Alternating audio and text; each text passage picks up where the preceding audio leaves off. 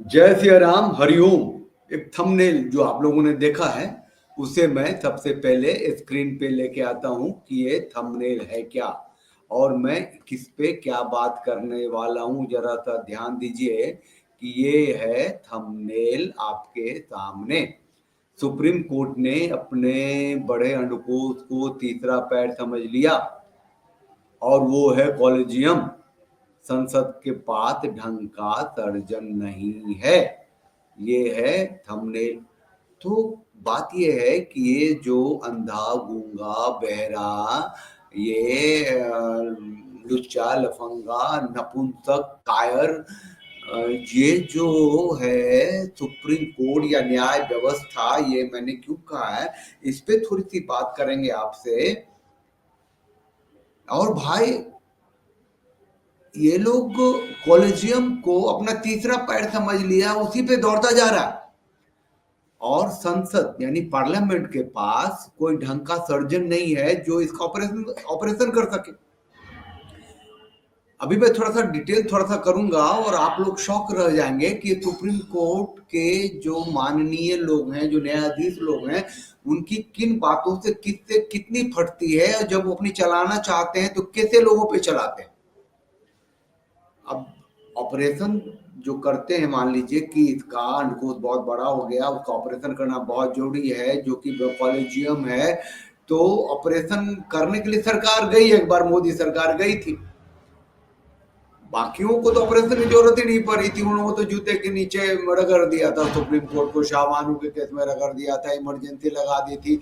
Supreme court के preamble, supreme court के constitution के प्रियम्बल में सब सोशलिस्ट सेकुलर सब जोड़ दिए थे। क्या उखाड़ लिया, क्या उखाड़ लिया सुप्रीम कोर्ट ने? लिए गए थे एनजेएसी लेकर के, है ना। NJAC national judicial appointment commission लेके गए थे, ठोक पीट दिया। तो ऐसा है कि ये जो वर्तमान की जो सरकार है वो ऑपरेशन करने जाती है तो ये जो सुप्रीम कोर्ट के जैसा वो हाथ पैर फेंकता है, भयानक चिल्लाता है, कहता है यार ऐसे कैसे ऑपरेशन होगा, छोड़ देता है। हकीकत ये है कि कोई भी ऑपरेशन बिना एनेस्थीसिया के हुआ है क्या? बिना बेहोशी, बिना बेहोश करते तभी तो ऑपरेशन करते हैं। तो ये लोग बेहोश कर ही नहीं रहे, नहीं कर रहे हैं क्योंकि उन्हें मजा आ रहा है उससे, मैन ऑफ थ्री लेग्स के साथ चलते हुए। इनका भी पॉइंट ऑफ व्यू ऐसा ही होगा। ये जो संसद जो है अभी वर्तमान की पिछले तीसरे टर्म में जो मोदी एंड कंपनी है, डील उल कर लेता होगा, चल भैया तू भी अपना पोथा लेके बड़ा सा अंडकोश लेके बैठा रहा, तो कॉलेज में समझता रहा मैं जो करता हूँ वो करते रहने दे, क्योंकि ये भी एपीजमेंट के क्लाइमेक्स पे ही है। हिंदुओं को 10वें दर्जे का नागरिक बनाकर रखे हुए हैं। लेकिन जरा मैं आपको दिखाऊं, आपको आश्चर्य लगेगा कि ये जो सुप्रीम कोर्ट है वो वाकई कितना नपुंसक है भाई। और बहादुर कौन है थोड़ा सा वो भी मैं बता दूंगा। ये जरा सा मैं ट्विटर पेज शेयर करता हूं आपके सामने। ये देखिए, ये है तीन कत्ल के मामले में, तीन कत्ल के मामले में यानी ट्रिपल मर्डर केस में अतीक अहमद की जमानत याचिका इलाहाबाद हाई कोर्ट में थी।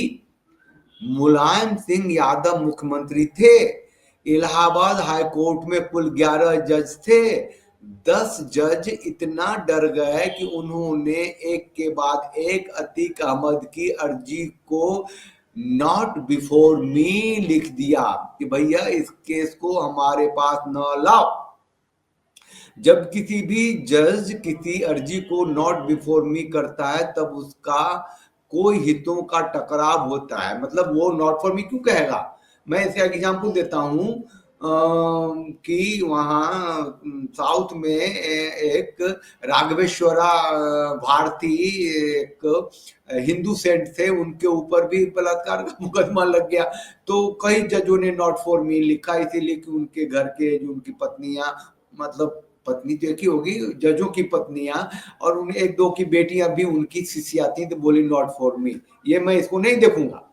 या कोई रिश्तेदार हो या कोई कंपनी में शेयर होल्डर हो उसका फैमिली वाला, तो जजेज लिख देते हैं कि भैया ये मेरे आसपास का है, इसको मैं नहीं देखूंगा।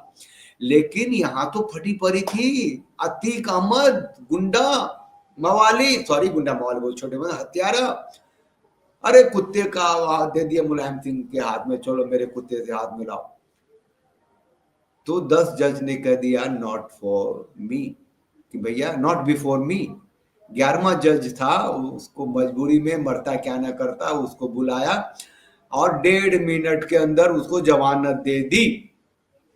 ट्रिपल मर्डर केस में अतीक अहमद को जमानत मिल ही नहीं सकती थी।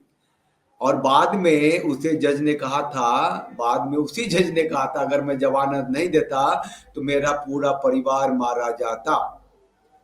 तब भारत का सुप्रीम कोर्ट चुप था, क्योंकि ये लोग अंधे हैं, गूंगे हैं, नंगे हैं, भ्रष्टाचारी हैं, नालायक हैं, नपुंसक हैं, इनमें थोड़ा भी दम नहीं है।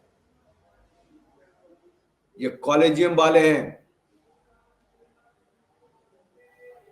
और आज जब अतीक अहमद को सरेआम इनकाउंटर करवाया योगी बाबा ने, मर्द कौन है? और ये भौंकू सुप्रीम कोर्ट कहते हैं कि यूपी में कानून व्यवस्था खत्म हो गई है। अबे कानून व्यवस्था लागू हुई है। मुख्तार अंसारी मारा गया, अतीक अहमद मारा गया, उसका बेटा मारा गया, विकास दुबे जैसा। मैंने विकास दुबे को मैंने देखा था, वो वहां महाकाल में पकड़ाया वो, और एक इंस्पेक्टर मामूली उसको पटाख से कनपट्टी में एक थप्पड़ मारा और पीछे लटकाया, उसको कार में चिपकाया। ये ताकत होती है एक मामूली इंस्पेक्टर का भी, जब सत्ता की व्यवस्था मजबूत होती है। अब यही सुप्रीम कोर्ट बंगाल पे चुप है ना। जरा नाम मैं पढ़ लेता हूं। 10 जज जो अतीक से डर गए। जस्टिस, ओ यार, justice Arvind Kumar Tripathi, justice B N Shukla, justice Arvind Kumar Tripathi. 2 बार क्यों लिख दिया? हाँ, 2 बार आ गया नाम। Justice Ashok Kumar Rupanwal, justice S C Agarwal, ये आज तक का स्क्रीनशॉट है जो उन लोगों ने चलाए थे।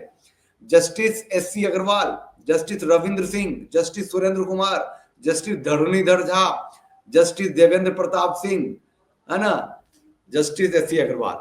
तो ये 10 के 10 जज ने कह दिया अतीक अहमद के लिए नॉट बिफोर मी। भैया उत्तर प्रदेश में रहता हूं, कहीं भी आकर के ठोक देगा, पीट देगा, काट देगा। मुलायम सिंह की सरकार थी, उसको गवर्नमेंट का पेट्रोनेज प्राप्त था, और सुप्रीम कोर्ट इतनी नपुंसक थी, इतनी इतनी कायरपना था। और दूसरी तरफ करोड़ों रुपए बोरियों में जले हुए मिलते हैं, और सीजीआई खन्ना चुप रहता है। और फिर वक्फ बोर्ड पे का जब सुनवाई करता है तो कहता है कि कैसे 150-200 साल पुराने जो मस्जिदें हैं, जो मजार हैं, तुमको कागज दिखाएंगे, राम मंदिर के कागज मांग लिए थे। बाबा विश्वनाथ का कागज मांग रहा है, वो कृष्ण जन्म मंदिर का कागज मांग रहा है। अब उसका ऑपरेशन हो ही नहीं सकता मोदी एंड कंपनी से, नहीं हो सकता। क्यों नहीं हो सकता? क्योंकि एनेस्थेसिया देगा ही नहीं। क्यों एनेस्थेसिया नहीं देगा? क्योंकि ये जब एनेस्थेसिया देगा तो ढंग का सुप्रीम कोर्ट आ जाएगा भैया, कॉलेजियम खत्म हो जाएगा, तो इसकी भी डंडा होगी ना। जो खाम का हिंदुओं को 10वें दर्जे का नागरिक बनाया हुआ है, कतई यूसीसी लाऊंगा, उसको भी सेकुलर भयानक लेके आ जाएगा। एनआरसी आज तक लागू नहीं किया, सीसीए लागू नहीं किया, 370 हटाया, उसका इस्लामीकरण कर दिया, पश्चिम बंगाल में राष्ट्रपति शासन लागू नहीं कर रहा है, तो ढंग का सुप्रीम कोर्ट आ जाएगा तो इस पर बोलना शुरू कर देगा ना। चलिए इसको हटाता हूं अब मैं, ठीक। और आपसे बस ज्यादा लंबी बात नहीं करते, ये बता देना चाहता हूँ कि यही सुप्रीम कोर्ट है, जबकि संत शिरोमणि आदाराम बापू के लिए अलग से कोर्ट में बैठ के, अलग से जेल में ही कोर्ट बना लिया, है ना। वो हजारों सैकड़ों पुलिस को लेके गिरफ्तार कराया। ऐसे लिंगायत संत थे वहां के, लिंगायत कर्नाटका के, उस पर ही पोक्सो लगवा के अरेस्ट करवा दिया। और ये लोग जज हैं जो भारत में जो कभी नहीं हुआ, शंकराचार्य जी को भी गिरफ्तार करवा लिया, और उन्होंने दिया, सुना उन लोगों ने। कभी इन्होंने कभी कोई किताब तो पढ़ी नहीं जो भारत की हो, जो वेद हो, है ना, जो मनुस्मृति हो, पहला मानव संविधान जो है। किताबें पढ़ी कानून की, और माइंडसेट जो है वो मतलब हिंदू रीति रिवाज सभ्यता संस्कृति वाला है नहीं, कम्युनिज्म वाला है। कांग्रेस इनको जूतों के नीचे रखती रही है, और ये जो है साथ मिल करके मोदी सरकार जो है साथ मिल के